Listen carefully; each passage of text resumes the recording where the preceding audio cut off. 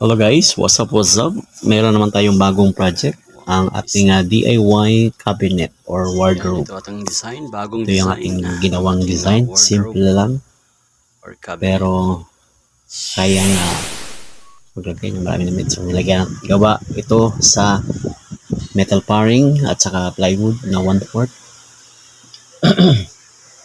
Bale, nagastos ako ng 3 plywood, at saka metal paring, at saka wall angle. Yan para sa mga lalagyan ng ayan, ito nilagyan ko na ng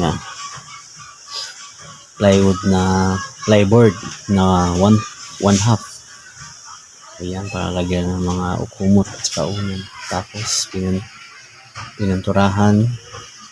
Ay, bago pala, lagyan muna ng silya, tapos pinturahan. Ito na yung outcome niya, medyo maliwalas na tignan.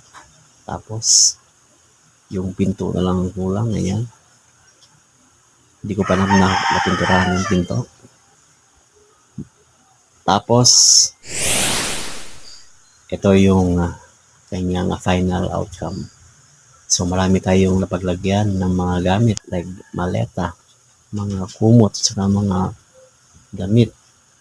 So kasya lahat dun, kahit konti lang at kahit maliit lang ating wardrobe. Kaya paalam, sige, bye!